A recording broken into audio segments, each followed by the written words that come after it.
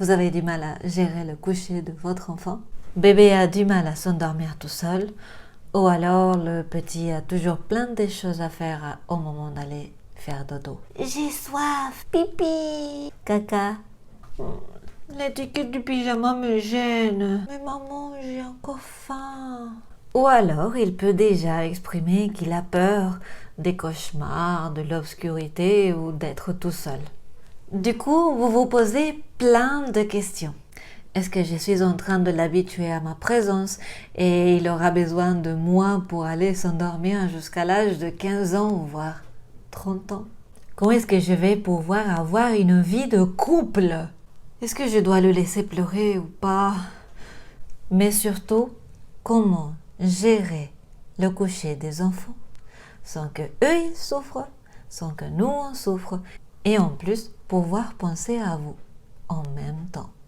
Nous allons voir ça dans un instant, mais maintenant, générique.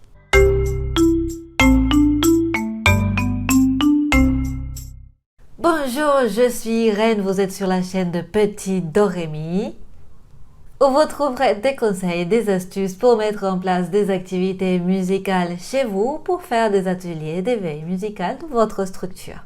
Aujourd'hui, c'est le 19e jour du défi 30 vidéos en 30 jours. Ouais! Combien de fois j'entends des parents se plaindre? Comment est-ce que je fais pour coucher les enfants? Comment est-ce que je fais pour qu'ils se couchent et qu'ils restent au coucher et qu'ils s'endorment tranquillement? Même quand ces moments on appelle les rames et même les assistantes maternelles, et ils me disent avoir exactement le même problème, le même constat. Et bien sûr, moi-même, j'ai eu des problèmes aussi avec le coucher de mes enfants. Bon, d'accord, je vous l'avoue, parfois j'en ai encore de problèmes. Et oui, quand ils sont bébés, parfois il faut les bercer longtemps avant qu'ils s'endorment parce qu'ils ont mal aux dents, parce qu'ils ne se sentent pas rassurés. C'est normal, ils ne savent pas comment faire. C'est normal, ils sont tout petits, ce sont des munis. Et bien évidemment, comme le disent les livres qui sont basés dans les neurosciences, il faut les bercer, il faut les accompagner parce qu'en effet, ce sont des munis. Si on se met à leur place, on est complètement dépendant des adultes et que c'est notre cerveau reptilien qui prime et donc du coup, il va réagir comme on réagissait même à l'époque de la préhistoire. Les bébés, ils devaient être tout le temps pris dans les bras parce que sinon ils pouvaient se faire manger par n'importe quel prédateur. Alors les bébés, ils gardent ça en eux et c'est pour ça qu'ils ont peur de l'obscurité, ils ont peur de rester tout seuls dans leur chambre. C'est pour ça que souvent on conseille de ne pas laisser les bébés tout seuls dans leur chambre, qu'ils dorment avec les parents. Le truc, c'est que jusqu'à quel âge? Et ça, malheureusement, je ne pourrais pas vous donner une réponse. Je ne pourrais pas vous donner une réponse parce que chaque culture a sa manière de fonctionner. Par exemple, en Europe, on n'aime pas trop que les enfants soient dans la chambre des parents parce qu'ils pensent que ça tue l'intimité des parents. Et cela pourrait être vrai. Mais il y a plein d'autres cultures où l'espace dans l'habitation n'est souvent pas là. Je pense notamment au Japon, en Afrique, où les maisons ne sont pas très grandes. Même en Europe, ça arrive d'ailleurs, et en Amérique latine. Et donc, il n'y a pas le choix, les enfants dorment dans la chambre des parents. Et je peux vous assurer que les parents trouvent toujours une manière d'être intimes. Donc, je répète, cela, ça dépend de la culture de chacun. Qu'est-ce qui est bien, qu'est-ce qui est mal? Je ne suis pas là pour vous le dire, parce que de toute façon, je ne le sais pas. Mais par contre, je connais quelques trucs, parce que j'ai lu quelques livres au sujet du développement cognitif de l'enfant. Et c'est ça qui va nous aider à accompagner le coucher des enfants à la manière occidentale, bien évidemment.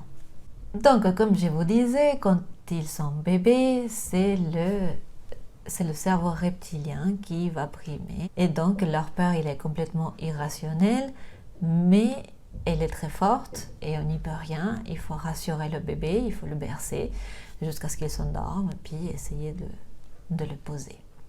Ça, comme ça. À partir de 2 ans et demi, selon le livre J'ai tout essayé d'Isabelle Filiosa, elle nous dit que les enfants, ils commencent à construire des images et souvent ils s'amusent à construire des images qui leur font ressentir des émotions comme la peur. Ils vont imaginer le loup, ils vont imaginer des choses qui vont leur faire peur. Mais le problème, c'est que la nuit, leur tête commence à ronger tout ça, donc ils rêvent de ça, donc du coup ils ont véritablement peur et ils font ce qu'on appelle des cauchemars. Et cela, ça peut durer jusqu'à 5-6 ans à peu près, parce qu'on dit qu'à partir de l'âge de 6 ans, à partir de cet âge-là, ils ont envie d'être autonomes et de dormir tout seuls. C'est vers cet âge-là si jamais ils ne dorment pas tout seuls, ils vont vouloir avoir leur propre lit ou leur propre chambre. Et de mon expérience, je vois qu'avec ma fille qui maintenant a 6 ans et demi, elle, en ce moment, elle a arrêté de se plaindre de qu'elle faisait des cauchemars ou de qu'elle n'avait pas envie de dormir toute seule. Maintenant, ça ne lui pose pas de problème, même que si elle pouvait ne pas dormir avec son frère, elle le ferait. Mais bon, avec ma fille, j'ai jamais eu beaucoup de problèmes pour le coucher. Elle a toujours eu un sommeil facile. Elle s'endort très très vite et donc du coup, c'était assez facile de le gérer. Par contre, pour mon fils, ce n'est pas pareil. Vraiment pas pareil. Du coup, j'ai testé plusieurs techniques, dont des techniques musicales. Pourquoi? Parce que la musique a tendance à apaiser et ça peut nous mettre dans des bonnes émotions et dans des bonnes dispositions pour se coucher, pour se laisser abandonner par le sommeil. Parce que tout simplement, on s'endort quand on a sommeil et qu'on est suffisamment relaxé pour pouvoir accepter ce sommeil-là et fermer les yeux. Bien évidemment, si on est trop énervé, on est stressé par quelque chose, ça nous empêche de s'endormir, qu'on soit enfant ou qu'elle soit adulte, ça marche pas. Donc, mon but principal a été toujours de mettre dans de bonnes dispositions mon fils pour pouvoir s'endormir. Lui apprendre à trouver des manières de s'endormir tout seul. Donc voilà 6 activités musicales qui m'ont aidé à améliorer le coucher de mes enfants. Activité numéro 1. La première chose que j'ai testée, c'est de chanter leur journée. En fait, grâce à une méthode faite par 2 psychologues mexicains, une méthode qui s'appelle Niños de Ahora, les enfants de maintenant, c'était pour pouvoir connecter mieux avec son enfant, c'est de raconter leur journée. Donc ça leur permet de prendre du recul vis-à-vis de leur journée et puis de ranger un peu les idées à l'avance, de prémarcher un peu le travail du sommeil et ça leur permet d'apprendre les mots pour verbaliser leur journée et puis en plus, comme je vous disais, pour prendre du recul face aux choses, notamment quand il y a eu des choses difficiles qui se sont passées dans la journée. Je ne sais pas, on s'est fâché avec eux ou ils se sont fâchés avec leurs frères ou sœurs. Quand il y a eu des conflits dans la journée ou quand il y a eu des choses difficiles, changement de maison pour X raisons, ça peut être les vacances, ça peut être parce qu'ils ont allé chez leurs grands-parents, j'en sais rien, ça peut être beaucoup de choses. Donc du coup, chanter leur journée, ça les aide bien. Bon, déjà ça leur plaît, on parle d'eux en 3e personne comme si c'était un autre personnage qui vivait la journée et puis voilà, et puis ça leur plaît parce qu'ils se sentent qu'on a été là, qu'on les a observés, qu'on a été présent. Du coup, ils se sentent compris et ils se sentent identifiés avec ces personnages-là et ils se sentent rassurés de qu'on a été avec eux, qu'ils ont été compris. Par contre, on doit raconter leur journée d'une manière neutre, voilà, Et puis, si vous avez besoin, vous n'avez pas besoin de faire des rimes ou quoi que ce soit, c'est juste vous raconter la journée en chantant, parce qu'en chantant, ça passe toujours mieux. Et, et voilà. Donc ça, c'est une des choses que j'ai testées. Activité numéro 2. Autre activité que j'ai testée avant de se coucher, c'était de chanter des berceuses, bien évidemment. Je crois que ça, c'est la première chose que j'ai toujours fait. Bon, quand ils avaient mal aux dents ou quand ils avaient du mal à se calmer et tout ça, de leur chanter n'importe quelle berceuse. Bon, moi, je leur chante des berceuses en espagnol parce que je leur parle en espagnol. Mais vous pouvez leur chanter les berceuses que vous voulez. Et puis aussi, mon fils, il aimait bien une berceuse africaine. Voilà, c'est bien de varier les plaisirs. Il y a beaucoup de berceuses partout dans le monde parce que c'est les trucs qui marchent le mieux pour calmer les enfants, pour rassurer les enfants juste avant de s'endormir. Et en général, voilà, ils s'endorment rassurés. Activité numéro 3. Et l'autre chose, l'autre activité que je faisais au niveau du chant, c'était de leur chanter leurs peurs ou chanter leurs problèmes et suggérer des solutions. Par exemple, je peux chanter par rapport au cauchemar qu'on peut avoir ou peur qu'on a pu avoir dans la journée, genre ah oui, papa ou maman m'a disputé, je me suis sentie mal, je me suis sentie petit, voilà toutes les choses qu'on imagine qu'on peut se sentir quand on nous dispute.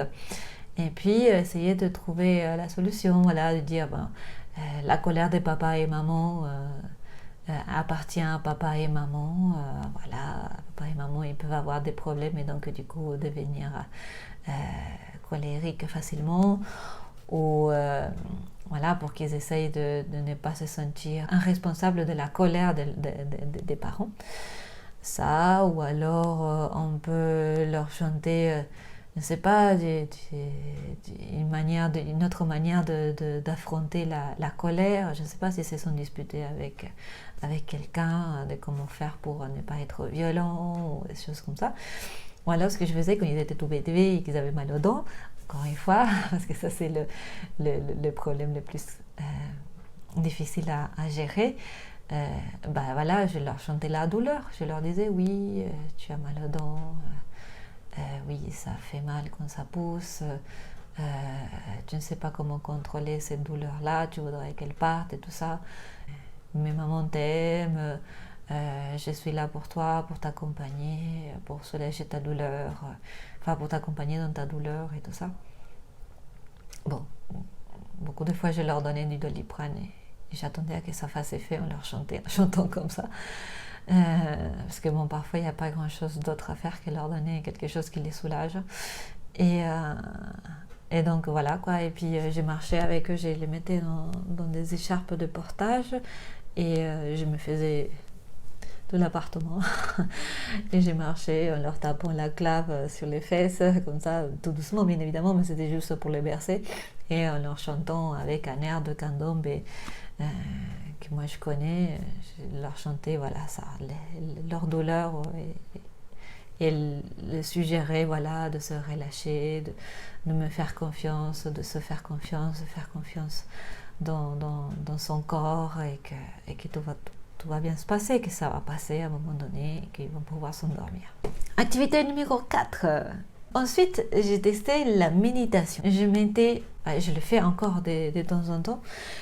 Je mets de la musique calme avec le portable, je sais pas, je mets une playlist de Spotify avec la musique relaxante quelconque, et puis je leur fais la méditation. Donc d'abord je leur fais se concentrer dans leur respiration, ça même quand ils sont tout petits et même s'ils ne le font pas, ça les relaxe.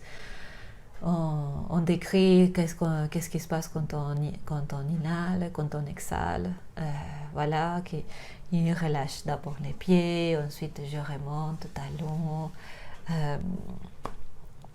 tibia, genoux, etc., jusqu'à la tête, jusqu'au visage. Si on a de la chance déjà avec ça, ils se sont endormis à la fin, s'ils sont fatigués. En général, ça ça les fait tomber. Ou alors, et sinon je continue, et puis là je leur fais partir dans un endroit heureux, en fait. Dans un lieu où ils sont heureux, où ils se sentent forts, ils se sentent amour, ils se sentent voilà, briller et plein de lumière, avec plein de couleurs, un endroit joyeux et dans lequel ils peuvent retourner quand ils veulent. Et puis après, on part de cet endroit pour revenir dans le lit et puis s'endormir. Voilà, en général, ça marche plutôt pas mal. Et après, on éteint tout doucement la musique, on la descend et puis après, hop, on part. Activité numéro 5. Mettre de la musique classique douce. J'utilisais plus du Mozart ou des Sibelius ou Beethoven, choses comme ça, pas trop de... Enfin, des musiques plutôt douces, pas essayer, en essayant que ce ne soit pas des choses fortes, genre Tchaïkovski, ça, il vaut mieux éviter. De berceuse aussi, et de la musique, bon, classique, ça peut être aussi la pop ou n'importe quelle autre musique qui soit douce, mais jouée par un seul instrument, piano ou guitare, ou un seul instrument, chose qui ne demande pas trop de l'attention.